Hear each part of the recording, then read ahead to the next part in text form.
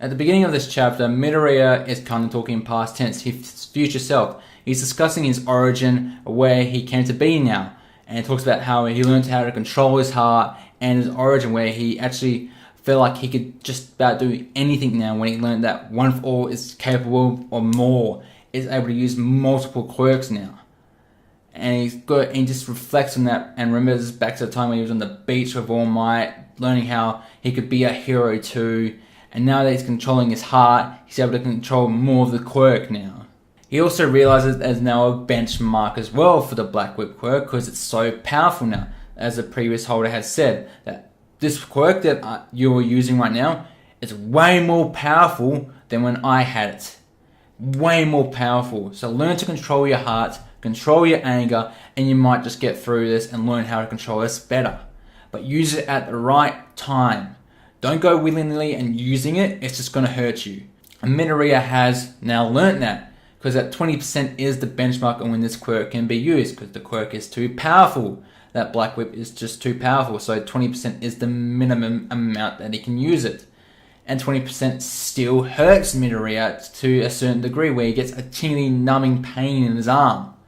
So he still hasn't fully controlled this. He's still got a long road to go, and he realizes, and us as the readers realize that, yeah, this isn't going to be easy. This is not going to be easy. Midoriya is going to need some progression in learning how to control One for All better and succeeding up into the power scaling.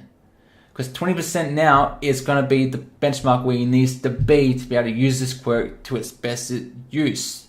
And we also get a quick rundown of what the final teams are doing. They're in the middle of the all-out brawl, and it kind of looks like Class 1B is getting the upper hand now. They've captured Manata, they've stopped him, and they're just focusing on the attacks on Ashura, and she can't protect herself because Manata's gone, so that distraction and obstacle is out of the way now, and they can just focus all their attention on Ashido.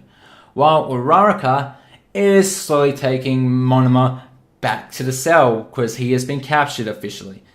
And Monoma continues to ramble on like he normally does, but also talks sense. He can now copy 4 quirks and double his amount of time limit to 10 minutes now. And we learn that when he uses another quirk to stop Midoriya when he's in the cell, because there's no rule that you can use your quirk once you're in the cell. That's actually really smart thinking by Monoma, just to cause an opening for Shinzo or anyone else in the group to get the jump on Midoriya. Because he planted that nut on Midoriya on purpose so he can basically help out while he was captured. But he tries to get Uraraka to talk. But Uraraka's not buying it because she's thinking Monoma's copied Shinzo's quirk, which is really smart thinking. Real smart thinking there, that she's realized, okay, he can copy 3 quirks, that's all I know. He's got the Poltergeist quirk and the Enlarging quirk. He's probably got Shinzo's quirk as well, so I'm not going to answer him whatsoever. I'm not going to answer him. Because if I do answer him, he's going to control me. So it's real smart thinking there. But once she locks Monoma up, then Uraraka cuts loose and she takes down 3 opponents in this game, in this match. She's the MVP of this match, really. She took out 3 opponents by herself. And used all her martial arts training to this advantage. She used Menace's balls as a weapon and just to hold down one of the Class B students. And she basically chopped another opponent unconscious, really. She made that opponent unconscious, and she gave the opening for Ashido to get the uppercut and take out the rest of Class 1B, while Midoriya took down Shinzo. And while Midoriya is in pursuit of Shinzo, he gets hit by that nut when Monoma enlarges it, and that throws him off his game. And Shinzo almost gets the opening he needs. But Midoriya recovers way too quickly, and he realizes that I gotta end this now. And he's not using 20% because if he does, then the Black Whips could come out on their own and he may not be able to control it. So he just uses 8% of his power that he can use, and that's all he needs is to take down Shinzo and win the match for his class.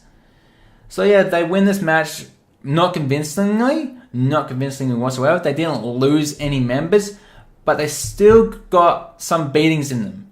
And Class 1B had the upper hand multiple times throughout this match. But 1A just kept on coming back and coming back through adversity. Because this is what Class 1A does. They come back through adversity because they faced multiple villains. And they keep clawing back just to try and survive. So this is nothing new for them. Class 1B hasn't had this type of experience. So 1A is used to being down and out. And used to clawing their way back up to top. And just ending this fight once and for all. And this is where 1A's experience does come in handy. That they're able to show adversity and push through any perils or any downturns. And that just shows you the difference between the classes. Another really good chapter. We saw some reactions from All Might as he's trying to figure out what the fuck happened, Midoriya. What happened in those minutes? And Aizawa notices that the Black Whips are back again. What's going on? And I was like, Uraraka maybe help focus Midoriya's power or something like that. But when it's a ghost, everyone knows it's gone all of a sudden again. And Bakugo, he looks puzzled, but also really, really pissed. Like, real pissed that Midoriya has shown something new again. And that's gonna put a dent in Bakugo's ego once again, and maybe cause some tension there. But I think they work through it, and Midoriya explained that to All Might and Bakugo, since they're all in on what One for All truly is. But here's one of the suggestions that could come to the head, that everyone may see Midoriya as probably being All for One's child, being his son. That could be big if everyone just starts putting the pieces together, maybe thinking that maybe Midoriya is All for One's child. Maybe he's related to him some way, because he's using multiple quirks here. We only thought he had one quirk, but we just saw a second quirk. The only other person we've seen use more than one quirk is Todoroki, but he was born with it, and All for One. We've only seen All for One, and he basically wrecked everything with his multiple quirk use. So maybe Midoriya is All for One's son, and that could drive a wedge between some of the classmates and some of his friends, unless he comes clean. But we don't know if he's going to come clean yet. We don't know if he ever will. But he's going to have to open up to someone. Maybe Uraraka will find out after this arc, because I think she needs to know now after what she witnessed and went through, just try and calm down Midoriya. I feel like she needs to know. Maybe Shinzo, because he kind of feels aggrieved by what Midoriya just showed then, and feels pissed off that he felt like him and Midoriya were compatriots and in the same boat, not being able to utilize their quirks to the best they can. Maybe he needs to open up to Shinzo as well. And maybe Aizawa soon. Seriously, Aizawa needs to be filled in. He is Midoriya's teacher. He's the one that takes care of these kids. He needs to know what's best for them and best for their quirks.